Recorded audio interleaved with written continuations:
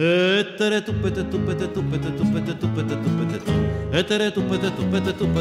again, everybody. Hi. Gobble gobble. Gobble gobble. Gobble gobble. It's Thanksgiving week. You've stumbled across the spread, Nesson.com's Football Picks podcast, presented to you weekly by Nesson.com. And Turkeys this week, presented by Turkeys, our new sponsor. Kind of ironic considering we'll eat the turkeys later in the week, but that's the way it goes. As always, I'm Nesson.com's Mike Cole. This is Andre Kachatourian. That's not Ricky Doyle. Ricky Doyle is not here. Doyle is he's doing the Turkey Trot Tuesday in Quincy right now. He is probably drunk at a bar stool somewhere in Quincy. If you're new here, we're gonna make some football picks, NFL picks, Week 12. That's pretty much it. We'll do the top three games: the hat trick, the triple play, the three bagger, the galloping gobbler trio. Three top games of the week. For what it's worth, we're gonna skip for the most part the Thursday games. There are three on Thanksgiving because by the time you see this, it'll be just about Thanksgiving anyway. But a good slate on Thursday this year. I love it.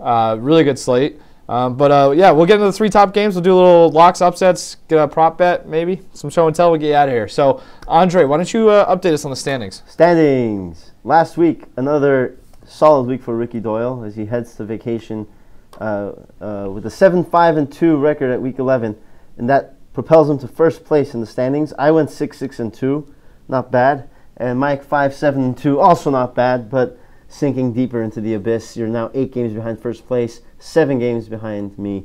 Yeah, whatever. It's okay. You still have plenty of time. There's still 6 weeks left. Yeah. Plenty of time for a turn. All Ricky needs is like a horrible week. At this point, you need to start just picking everything opposite. Yeah, I don't like doing that. It's cheating, but it's not. Yeah. I mean, if I had done that last week, I would have. Well, actually, no, I would have went 5-7-2. Yeah. So, all right. Let's get into it. Lines, as always, presented to you and to us, and then to you by OddsShark.com, our good friends over at OddsShark. They also sent over some trends. We'll get into those as well. Make sure you go check out OddsShark.com if you're into making picks, if you're into gambling, if that was legal here in the United States of America outside of Las Vegas. And they also have the database. I haven't really used the database much this year. I feel like I should. But I mean, I'm sold on yards per play. That's been my go-to. Yeah, I know. That's the other thing, guys. I've stumbled across some other stats I like. Yards per play, sack percentage. Yeah. I wish there's a metric for offensive line, but there really isn't. Make it up. All right, let's start Sunday afternoon. Seattle, red hot Seahawks. Maybe the best team in football, according to a lot of people. Yeah. They're 5-point favorites as of right now at Tampa Bay. Let me just double check, see if that line hasn't moved a little bit. It might have. Let me just double check here. Have 5.5 points. Well, so that doesn't. It doesn't surprise you. You have an interesting. I have my yards per play formula. Which Seattle kind of came out as 8-point favorites, even adjusting for home field. So I guess that's a good jumping off point. Is I'm taking the Seahawks, not just because of my yard per play formula, because you have to factor in injuries, which the Seahawks do have. They don't know if they're going to have. Earl Thomas, he could miss the first game of his career. There's another injury in that secondary. But I just look at maybe they get Michael Bennett back. Yeah. And if you get Michael Bennett back, you can take away the run game, which Tampa Bay found with the return of Doug Martin. You can pressure the quarterback, kind of make it a little bit easier on the secondary. Richard Sherman is still playing out of his mind. I don't really mind taking this team to travel and win and to cover. And I think you look at what Tampa's had trouble with at times this year is some bigger receivers, and the Seahawks don't have that traditional big time receiver like Sanu gave him trouble. Larry Fitzgerald's a big guy. Even you get David Fells. But you look at Jimmy Graham, who's had a nice little bounce back season. I think he has a big game on Sunday, and that makes a difference. I think I'm gonna agree with you. I'm gonna go with the Seahawks. Incredible stat that resonates with me is in the last 7 games, Seattle just has 1 turnover. And that's not just one Russell Wilson interception, which it's 1 turnover. Yeah. It's unbelievable. They're very good at ball security. We know how important ball security is in the NFL. The team that usually commits the fewer turnovers goes on to win the game. And I think Seattle covers as well because Tampa Bay has a third. Speaking of yards per play differential, Tampa Bay has a third worst yards per play differential, and they're going up against the Seahawks, who have the second best yards per play differential. So, the Bucs are hanging in there, but I think it's I think in the last 6 weeks or so, we're going to kind of see them turn into what they actually are, and that's Water's sub going to find 500. its level, Yes, but yeah. Yeah, I agree. I do like Jameis Winston, though. Yeah, I do too, actually. He's kind of opened my eyes. A couple other things here. Big week for injuries. A lot of guys went down last week. Giovanni Bernard. Yeah, right. That's the only guy you really care about, apparently. But the Bucs lost Brent Grimes to injury. Not sure if he's going to be back, but Altron Werner actually played well. But that was against Kansas City. Altron Werner's a solid player. A little bit different, I think, this week against Doug Baldwin, Jimmy Graham, as we mentioned. Maybe even Lockett gets going. And that Bucs offensive line riddled with injuries. Seahawks not a team you want to face when you get the injuries on the offensive line. So it could be a big week for Seattle. I think they just keep it rolling. The Bucs, turnover differential is also pretty horrendous. Actually, I take that back. They're +1. Yeah, I checked that. That's why I didn't mention it. No, I checked it too, but I forgot to. I mixed it up with another team. All right. Sorry. Second game. Forget that. This is again. I should probably double check it because I wrote these down. Turkey moment of the week last night. San Diego coming off a bye. Yeah, I'm glad I checked. Going to Houston, take on the Texans, who lost a hard-fought game Monday night in Mexico City. Yep. A game that they should have covered if the referees didn't suck. Not that I'm bitter, but was Walt Coleman officiating that game? I don't remember. I was not paying close enough attention. It probably was because Walt Coleman, as we have established, is a clown. It's a clown show when he's a turkey. When he's out there, he's a turkey. Yes, to keep it relevant. Houston now up to a 1-point favorite here. So Houston 1-point favorite at home. San Diego coming off a bye. So you look at that, and I don't know. I'm trying to figure out where that 1 point comes from. Maybe you can tell me. I don't know. I think the Chargers are going to win this game. Oh, there you go. Yeah, I don't like what the Texans' pass rush has turned into without J.J. Watt. You give Phillip Rivers all of that time to throw, he's going to hurt you, and he's shown he can hurt you even without his. He's had so many injuries offensively with his wide receiver core. It doesn't matter who's out there for him. And, Travis Benjamin is banged up, but it doesn't matter for Rivers. I think he's going to dominate, and you don't put any pressure on him. He's going to thrive. Mm-hmm. And for the Texans, they still continue to get inefficiency at quarterback. Brock Osweiler still doesn't have a 300-yard game. He threw the ball almost 40 times on Monday night against Oakland. Still didn't get 300 yards. There have been times where he's thrown the ball 40 times and he gets like 140 yards. He's had games where he's averaged like 3.5 yards per pass attempt. Multiple games, 3 or 4 games. You can look at his game log. It's just...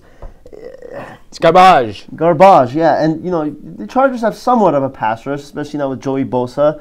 Ever since he's been in the lineup, they've been putting pressure on quarterbacks. And at the end of the day, the Chargers are always in like these close games. And I think they're gonna win the game, find a way to win. Yeah, I also like Chargers. I made that pick at a pick-em. I like it. Obviously, I like him more now. I'm getting a point, so at least there's a chance I can push. But, for all the reasons that you said, I think you look at Houston's on a short week. You're coming back from playing in Mexico at elevation. Yeah. Like maybe takes a lot out of you, and you have a team that is coming off a bye, waiting at home, or waiting back where you're from.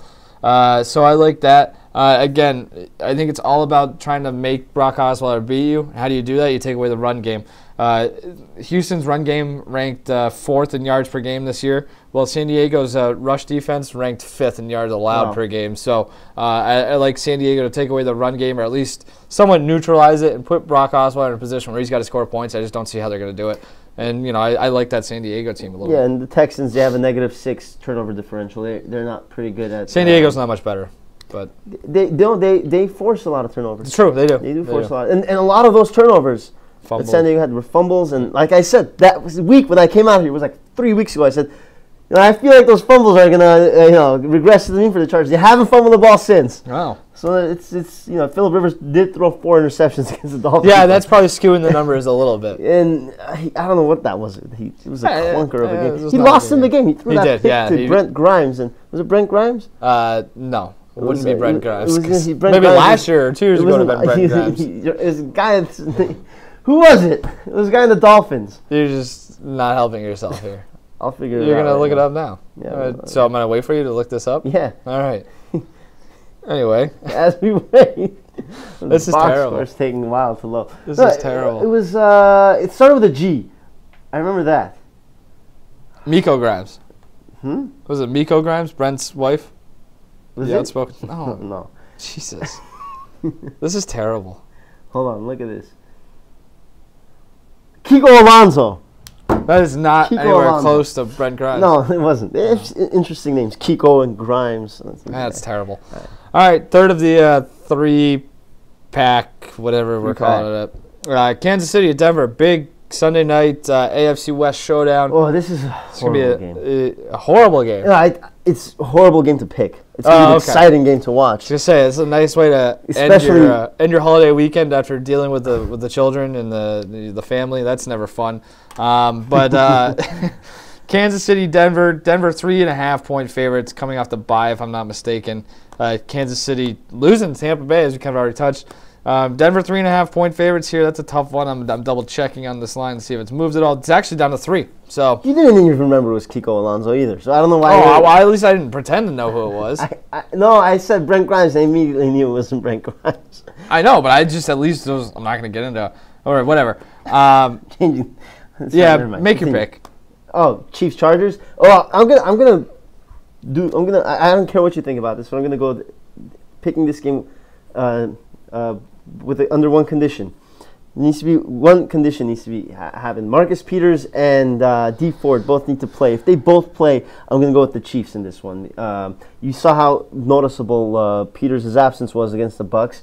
They lost to Tampa Bay. Yep. And D Ford got hurt against in that game as well. And Justin Houston did return in that game against Tampa Bay, but it's going to take a while for him to return to old form. Yep. He kind of struggled. He didn't struggle. He had a couple tackles, but we're not going to see the dominant Justin Houston that we did in years past. He's missed the whole season due to injury.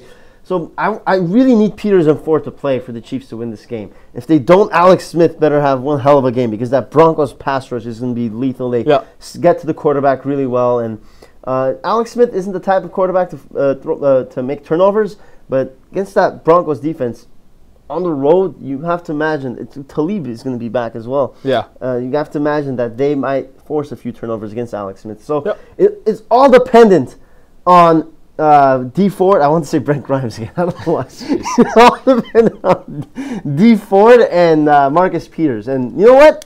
This is a big AFC West game. I think those two guys are going to say, you know what? We're playing in this game. And I think they're going to play, and I'm going to take the Chiefs. Yeah. Yes. I think they're going to play, too. That's another bold prediction. They're both going to play that game. The more I think about it, I lean towards the Broncos. Not because – and I like the fact that we're down to 3 points. I like that a lot. Yeah. Because I just look at that Kansas City offense, and I wonder where they get their points. They force turnovers, they get into good field goal range, and Cairo Santos takes 6 field goals. I mean, if Macklin's out, if Macklin's still out, then they're in a big world of hurt. Where's Denver going to get their offense? I know. I agree. I understand. They have to wait till next year until Tony Romo comes. Yeah, that's true. But I still think they could win by 4 or 5 points. Because I just look at it, it's like, well, if Macklin doesn't play, and even if Macklin does play, it's like a groin injury. You never know with that. Yeah. They're probably going to be without Sharkandrick West for whatever that's worth. And then you look at a guy like Tyreek Hill, who's come on nicely, but where does he do most of his damage? Does in the slot. Now you got to go up against Chris Harris. That's a tough matchup. Very tough matchup. Arguably the best slot receiver or slot corner in the league. And I also the trends. Our guys at OddsShark help us out with the trends. Denver 9-3 its last 12 against the spread, 6-1 its last 7 at home against the spread, 5-2 in its last 7 against Kansas City against the spread, 7-1 straight up against the Chiefs. Chiefs, really nice team, come along well in the last few years. Can't get over the Denver hump, and I think that continues this Sunday. So okay. Yeah, just saying. Right. Yeah. Okay. You want to do what? What's like? Okay, Alex Smith isn't Peyton Manning, but I could see kind of the Chiefs just ground and pounding it. Yeah, no, and I don't see Denver getting much of an offense either. If the thing is, Denver will get an offense if those two guys I mentioned do play, Peters and Ford. So I don't know. I think it's gonna be an exciting game. It's hard to pick. I'm not very confident, but I'm gonna go with the Chiefs. This next one, yeah. No, the one we just talked about. It does suck. Chiefs It's a tough game. Broncos? Tough game to pick, like Tough you game said. pick. Yeah, I think it'll be exciting to watch. Though, yeah. All right, locks or upsets? What do you want to start with? Let's go with upsets this All right, week. why don't you start us off? Oh, I almost poked my own eye out. I'm having a rough week this week. I don't know why. Where is my upset? You start. Jeez, you are a mess. Actually, no. Maybe next week you come prepared. No, I'm prepared. My upset of the week: Los Angeles Rams. They're going to go out to New Orleans and beat the New Orleans Saints. I like Jared Goff. I like what I saw in his first week. The Rams still didn't manage to score more than 10 points. But I will say this. I don't know how. It was raining in Los Angeles. It was a slippery game. And they were up against a pretty legitimate Dolphins pass rush. Not a good team to go up against in your first career pro game. There's a lot of pressure there for him too. It's like, what's Goff going to do now? It's a big game, and he had the lead for the most part. And then Ryan Tannehill came back and won the game. And so I think going up in a dome environment, in the Superdome against a pass defense that is 7th worst in terms of yards per play, it's going to be very helpful for Jared Goff. And I think they come out and they beat the Saints. Straight up. It's a 7-point spread. I think they're definitely covering them, but I think they'll win as well. Again, digging into the trends via OddsShark, maybe into your point, or to support your points, maybe New Orleans a little overvalued recently at home. Yes, I think so. 6-11-1 against the spread in its last 18 games at home. That's a little. That's a pretty good. That's the years past. I mean, but they were a better football team in years past than they had. Not last year, not 2 years ago. I think this is the best Saints team. That's true. Last year wasn't as that's a good point. They weren't good last year, but I think that goes back into the 2 seasons. They haven't been good against the spread at home this year either. I don't think this season, and they've been a better team. So I think people still look at New Orleans and say, got to take them. Right, rightfully so. I mean, Drew Brees has been putting up video game numbers, but I mean, going up against the Rams pass defense, they lost 6.3 passing yards per play. That's the 3rd best mark. I think the Rams defense can win games. They apply pressure to the quarterbacks. They don't really sack quarterbacks. They get a lot of hurries, though. Yep. A little pressure on Drew Brees, and I think Jared Goff has the best game of his career. It's a bold pick. All right. For my upset, I, like a big dummy, I'm going to take the Green Bay Packers on Monday night, 3.5-point underdogs. I think they win, and they're backs against the wall. They got to win out probably. The more I think about it, I want to apologize to Mike McCarthy, because you look at that team, and it's like Mike McCarthy. I don't think he's a great football coach, despite what he says.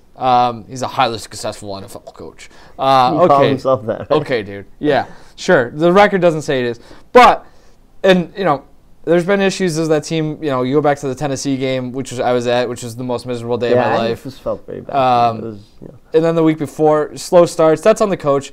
There's been some play calling issues, but geez, what is he supposed to do with that roster? Win games? A garbage defense right now. Ted Thompson hasn't done a very good job of building depth, especially on the defense. So now you're down. I mean, granted, they're down 3 or 4 of their best cornerbacks, but Sunday night, they just over the top every time that Washington needed a big play, and they got it. And again, some of that's maybe on Dom Capers for not giving safety help or not getting, not putting the safeties in position to succeed. But I like this matchup. You look at this Philly team. The offense isn't great. Like Carson Wentz, I think we saw him play really well for the first few weeks. I've said this multiple times. Then the book gets out on him. The receivers suck. They don't have any receivers. So I think that kind of, yeah. So that kind of neutral, you know what I mean? So the Packers secondary is garbage, but so is the Eagles wide receivers. So I like that. Check that off. Wentz doesn't make mistakes, though. It's true. But you look at, Green Bay actually did a good job of getting Washington in some 3rd and long situations last week, and then they just blew it on 3rd down. You look at Philly. I didn't look at the 3rd down numbers, but you just look at, there's not a lot of big play capability there. So if you get them in 3rd and 7, 3rd and 8, 3rd and 9, I don't like their chances. Here's where I see the Eagles doing their damage, though. The Packers have made a bunch of random mistakes at random times this year. And I think Darren Sproles runs one back, maybe 2 this week. I mean, that's assuming that guy plays. Smallwood. I mean, he plans on playing, but I think he's got a rib injury. Or Smallwood. Is that his name? Smallwood? Yeah, whatever. Fine. You're getting into, again, it's the same thing with the Packers. You're getting way too far down the depth chart. injuries in that backfield. Ryan Matthews is hurt as well. Smallwood. Sproul's banged up. Smallwood is Smallwood, like whatever. The Packers' rushing offense, not very good, but the Eagles' rush defense has allowed 36 big play rushes, third most in the NFL. James Starks actually looks pretty good. Maybe Christine Michael, they take him out for a spin this week. Kind of negates the Eagles' pass rush. I like the Packers to win. I'm looking at the Packers' draft picks from the last 3 years. It's been bad. They hit on the thing is they hit on. They hit on like the late round guys more so than that. Really, but again, look at that. I mean, look at the 2015 draft. That's a good draft. That's a good draft. Know. Demarius Randall is a good safety. Yeah, first round pick. Quentin Collins is a good cornerback. Ty Montgomery is a misused wide receiver. Jake Ryan is a good player when he's on the field. Brett Hundley has looked good at times off the bench. Ripkowski, I mean, the Packers use a fullback. You could debate whether or not they should be using a fullback, but he's a good fullback. Ringo, whatever, Backman, whatever. That's not a bad draft. I look at. I mean, I don't know. I think it's pretty bad. It's not it's just good players, and it's like they think that putting an excellent quarterback with good players. So then it is coaching then. No, they're not very good players. They're like just adequate players. So with Aaron Rodgers as quarterback, then the coaching should be able to win games. You should not be third place in that division. Fine, yes. I think it is coaching, but and I think it's everything. And Aaron Rodgers, we saw this week how much of an ego he has. You need to hire someone like a Phil Jackson to come keep ego in check. Then or you just let him make the decision. But if Rodgers is the most important player in that entire building, important person in that entire building. Yes. He also have to keep his ego in check. If he wants the head coach fired, the head coach would be fired by now, or at least would. He probably likes him because he lets him do whatever he wants. But at the same time, it's working for him. Speculation, my friend. Yeah, he's still playing well. Yeah, but he just has to do too much. The defense has given up 1,000,000 yards and 500,000 points. You just said you like their draft. You like Demarius Randall. You said you like Quentin Collins is hurt. Randall's hurt. These guys are hurt. They're down their 3 or 4 best cornerbacks. Training staff. That's why. Yeah, they got to figure that out. I don't know how that happens. Whatever. We spent way too much time on the Packers. I like talking about the Packers because you're passionate about it. Let's get into locks. Why don't you go ahead? We haven't done locks yet. No, because you said you wanted to start with upsets. Yeah. My lock of the week, Tennessee Titans. I still believe in them to go on and win the AFC South. They're playing the Chicago Bears. And listen, I think they got away from their game against the Colts because they went down 21-0 really early. And what's the Titans' game? They like to run the ball. They have a great offensive line, eat the clock. They couldn't really do that when they were down 21-0. I don't think Jay Cutler's going to go out there and go up 21-0 against the Titans this week. So I think the Titans are going to be able to go back to their game. They're going to be able to run the ball against the Bears, even though the Bears do have a decent run defense. But I still think DeMarco Murray, that line, they wear them down. And DeMarcus Mariota, last 7 games, 19 touchdowns, 3 interceptions. That's like Aaron Rodgers numbers back when Aaron Rodgers was good. Marcus Mariota's on fire. He's not going to have any problems against the Bears defense. Love the Titans in this one. And the Titans' last 3 losses have come against elite quarterbacks. Andrew Luck and Phillip Rivers. Twice against Luck. Jay Cutler definitely doesn't fall in that elite category. I do love Jay Cutler though. But Jay Cutler might not even play. There you go. Aaron Rodgers' last 5 games. I'm not gonna let that quip go you just said. I'm not gonna let it go unnoticed. 15 touchdowns, 3 interceptions in his last 5 games. Yeah, really. But he can't keep pace with Marcus Mariota. He's averaging 7.5 yards for good measure. My lock, I'm taking the New England Patriots. They're 9-point favorites against the New York Jets. Ryan Fitzpatrick's back at quarterback. I don't know why. Good, you're going to win it. Try to win a game here or there. They should just give it to Petty. See what you got there. Exactly. Neither of them are starting next year. Let Fitzpatrick go. The Patriots defense, I still don't like it. They looked... people are going to say that they showed improvement this week, and maybe they did. Maybe the tape says that, but for Christ's sakes, you're going up against Colin Kaepernick in the 49ers. Can you name the 49ers' top 2 receivers? They have a thing, that tight end, Vance McDonald. They have that thing. Exactly. And while The Jets do have a few more weapons. Brandon Marshall and a guy we love here called. They don't have a quarterback to get it to him. Fitzpatrick sucks. Petty's not very good probably either. So I like the Patriots in that. Torrey Smith. Yeah, well, you couldn't name him, so there you go. Jeremy Curley. Yeah, Curley's good. Curly's fine, whatever. But my point is that offense wasn't very good. This Jets offense isn't very good. Brady is just Aaron Burbridge. Brady's playing out of his mind. We were talking about it earlier. He doesn't even have a 49ers photo. Yeah, college. I look at you look at the Patriots offense go against that Jets defense.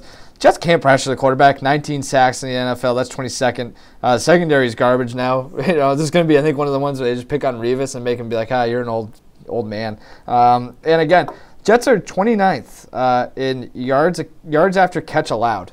What's one thing the Patriots love to do? Get the ball out quick, let the receivers make plays. Deion Lewis are pretty good. I think it's a big game for Deion Lewis, big game for Julian Edelman. James White even maybe has a big game. I think the Patriots win this one going away. All right. Okay. Let's do some. We need to be out of here in 3 minutes because Michaela Vernava needs to use the room. So, all right. Yeah, she's going to record her podcast, which you can also check out on Nesson.com. Wait. One more thing. I'm so bad at this. Patriots 5-1 against the spread in the last 6 games. 5-0 against the spread in the last 5 on the road. They've won their last 5 on the road outright. So, again, more trends from Oddshark. I agree with you. Kind of fall in that line. Patriots will win by 30 in this one. Jets, according to Oddshark, 2-6 against the spread in their last 8, but they are 5-0-1 against the spread in their last 6 against the Patriots. Which Actually, is what if the Jets wild. come out and win this game? It's just not going to happen. All right, let's get through our props, parlays, teasers real quick. Props, parlays, and teasers. Okay, you're going with a special Turkey Day teaser. I'd like to hear about that first. All right, so I'm going to take a Thanksgiving Day teaser. Again, we said we wouldn't touch the Thanksgiving games, but you try to think of these stupid things. 3 games, 7.5 point teaser. I like Minnesota, 9.5 points. I'm getting 9.5 points. I think they win that game. I think that I still, if Detroit wins, I'll be like, okay, fine. I believe in them. But I still think that Minnesota's defense gets the job done. But even then, if you're going to give me 9.5 points, I'll take it. Yeah. I like Washington plus 14 against the Cowboys. I think the Cowboys will probably win that game, but not by 14 points. And I don't know what the spread is for the Thursday night game because Andrew Luck probably not going to play. Went in the concussion protocol. But I'm going to take the Steelers, whatever it is. I mean, maybe it's down to 3.5 points that they have to cover. I think they could do that. So I like Pittsburgh in that. So I like that's my Thanksgiving Day showdown. The Redskins also, by the way, 14-6 against the spread in their last 20 games against the Cowboys. That's pretty good. Yeah, they play them close all the time. Yeah. My prop, I think we should jump on this right now. I like Derek Carr to win the MVP award of the NFL season this year. Plus 900. That's the 5th most likely player, I guess, behind Brady, Russell Wilson, Ezekiel Elliott, and Matt Ryan. I don't think it's going to go to Ezekiel Elliott because he's a running back rookie. Matt Ryan, I think people are going to look at that. He has Julio Jones on his team. Russell Wilson, the guy has, 12 touchdowns this year? Can't give it to a guy with 12 touchdowns. People say, he'll get hot down the road. Okay. I think Derek Carr has been hot from week 1 till now. Why not give it to him? He's been fantastic. I mean, he has a great offensive line. But don't forget, 2 years ago, this team was 0-10. Now they're 8-2. Their defense is one of the worst when it comes to yards per play. They allow a lot of yards. They make turnovers, sure, but who capitalizes on those turnovers? Derek Carr does. Latavius Murray's a good running back. Yeah, sure. But Derek Carr is the heart and soul of that team. Last night, on Monday night, they were down by a touchdown against the Texans. What does he do? He takes the game in his hand, throws a touchdown to Jameez Olawale. Who is Jameez Olawale? He's throwing the guy's name Jameez Olawale. And then Amari Cooper gets a touchdown too, but that was another nice throw by Derek Carr. The guy's, I know I made fun of Ricky Doyle. I made fun of Ricky Doyle for saying Derek Carr is going to be the MVP, but now I'm on the bandwagon. Take this guy. It's good value. It is good value. I do love how you just tailored your argument so much there, where it was, you've been singing the praises of that Oakland defense all year. Now they give them a ton of yards per play. I've always said Oakland allows a lot of yards per play, but they force turnovers. That's been their strength. Great throw to Amari Cooper. That throw was from here to that wall, and then Cooper did the rest, including making a guy miss. I get it. You got to tailor your argument. Show and tell. You want to go first? Sure. Yeah, I have a statue of Willis Tower in Chicago, which is also the Windy City. Windy City has to be Mike Tirico's favorite city. I knew it. I was like, what's my prop going to be? And I was like, I don't know. I'm going to make up my own prop, and I was going to put the over on whatever amount of references Mike Tirico makes about the Wind in his next game. And you know what? You can share this prop this week because I walked into work yesterday and you brought up the fact that what's his face? Mike Tirico loves the Wind. He loves talking about the Wind. He made so many Wind references. He probably did not leave Washington D.C. because of how windy it was there.